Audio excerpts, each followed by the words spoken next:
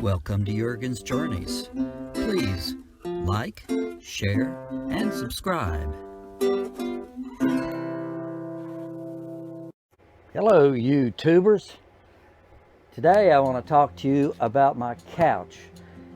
My couch is about 8 years old. This is a Winnebago Mini. It's a 2014 model and it has served us very well. Of course, I've taken good care of it. I've protected it in the off season and whenever I'm not using it by putting it under roof so the sun can't get to it.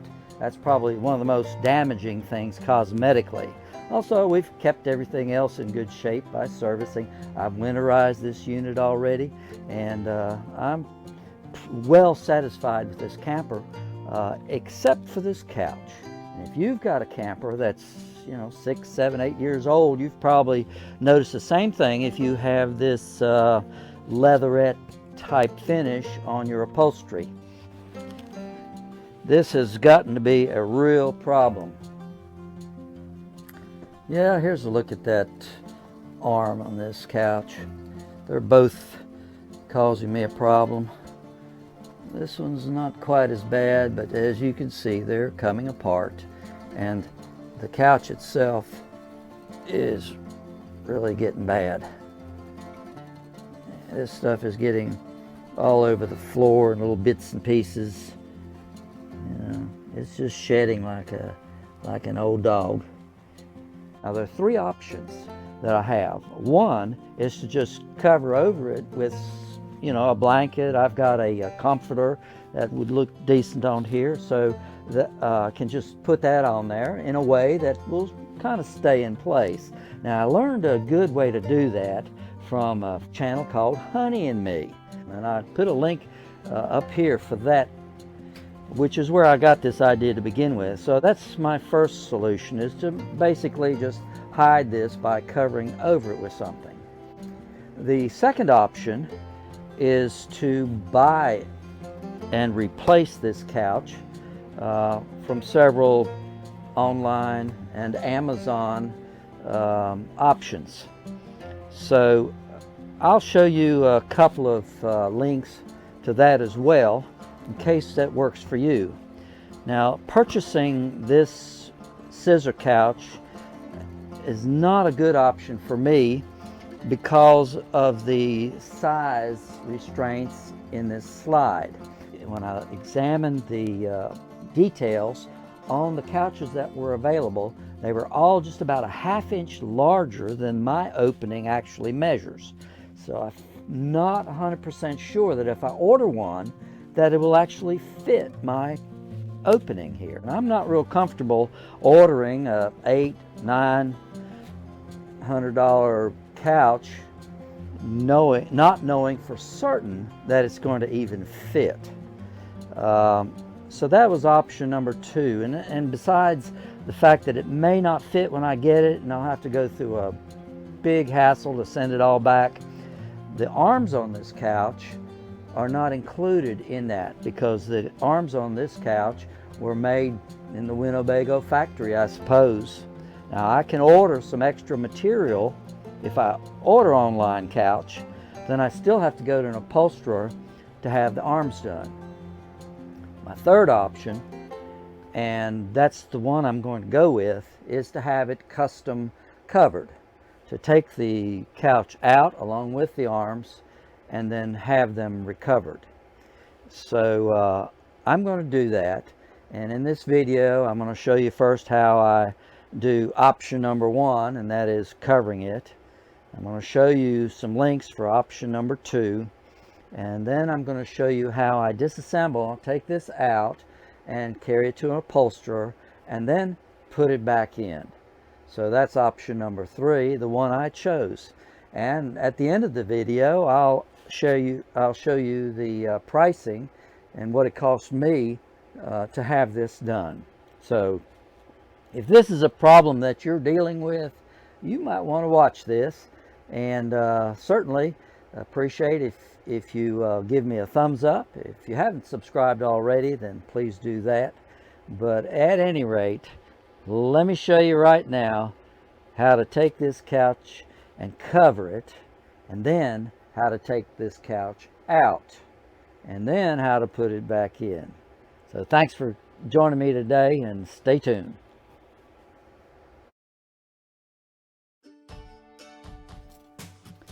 So option number one, I'm going to put a cover over this. Now, I found this little comforter at Belk or somewhere. I don't think it was more than about $20. It's not real thick, but it has a color that we can live with, and you may not like it. You could find a pattern of your own. The first thing I'm going to do is kind of position this where I want it.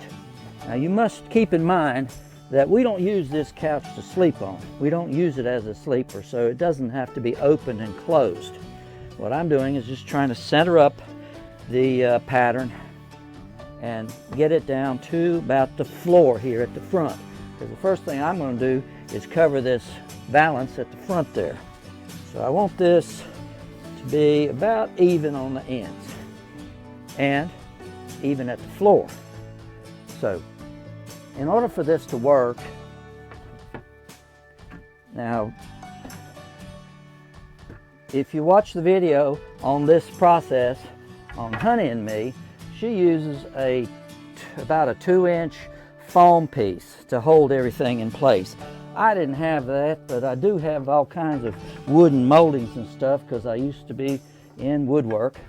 And my first step is going to be to place this up underneath the front edge of the couch. So to hold the valance in place, I'm going to start here at the bottom and just slip this in there and try to position it so that this comes almost to the floor.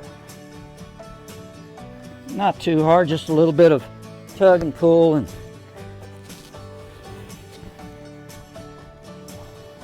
then when this sits down on top of it, I try to have an even space at the floor. That's about right. And then I'm going to tuck the ends in just a little bit, pull these and fold them in.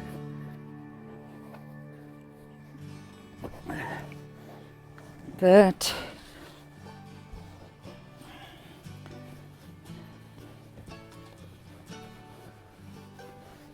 And there. So that's pretty good for the bottom. Next, I'm going into the seat part, and to do that I'm going to shove this right down in between. I have to get me a little slack here.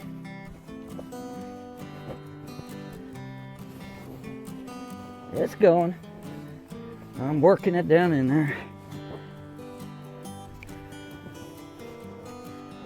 And that foam piece, or the wood piece, whatever you end up using, is only there to help keep the seat tight and to keep it from jumping out. So, got that. I can pull this up. So now I'm just going to tuck all this extra in there.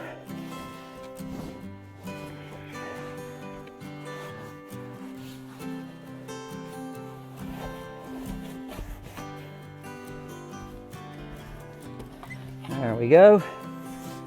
And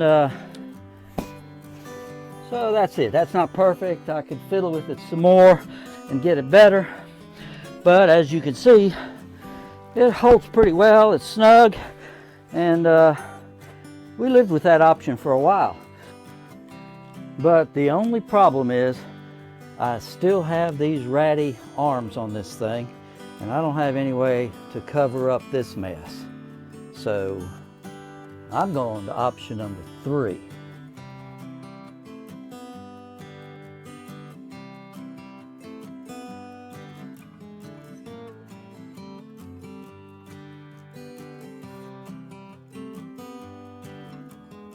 All right, now to remove this couch and take it to an upholsterer, I only need 2 tools. I have a 1/2-inch socket and a square head screwdriver bit. Now with the 1/2-inch socket, I'll first remove the nuts that are on both ends of the back cushion. There are 4 nuts. Then I'm going to raise up the seat, and you have likewise 4 nuts, 2 on each end from underneath, that remove the seat cushion. Once you have that off, it's easy to access the screws that hold this piece in right here at the top on both ends and the middle. And after that, it's easy to access the screws that hold the arms on. So there's just 4 steps involved.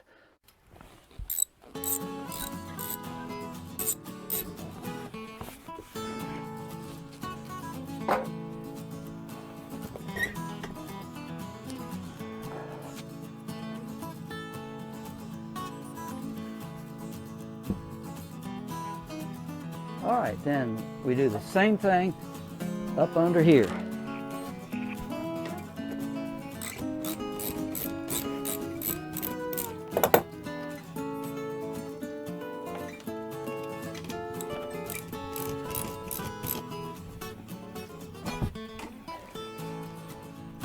All right, that's that.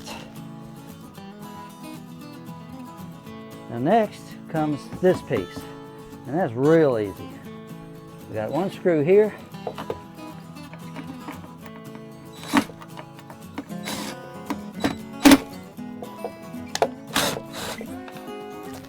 The one in the middle is already gone.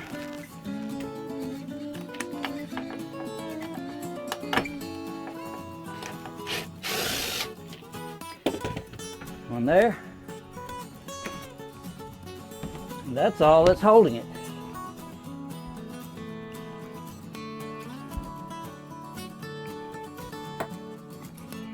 Finally, we have the arms.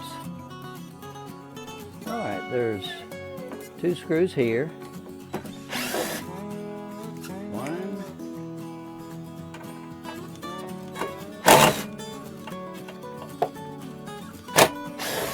2. Now the rest of the screws are up underneath, up in there, and on the other end up in there. So for that, I've got to pull the slide in. All right, slides in. Now I've got to get up underneath. Now it's a little bit hard to show, but up underneath here, you can see 2 screws there and there. They go straight up. And then into the front, there are 2 more screws right there and there. So I'm going to take those out on both sides.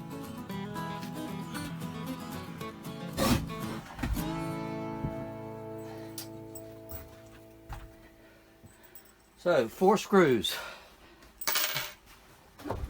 And that's it. Let's do the other side. All right, I'm not going to show you how I had to struggle to get up underneath there, but I got all the screws out, and now that one's loose. So there's our deck. That's all that's left except for this mounting hardware, the scissor hardware. Okay, but I'm not going to take that loose. I'm just going to bolt that thing right back in the way I got it out. So let's take all this mess out to the van.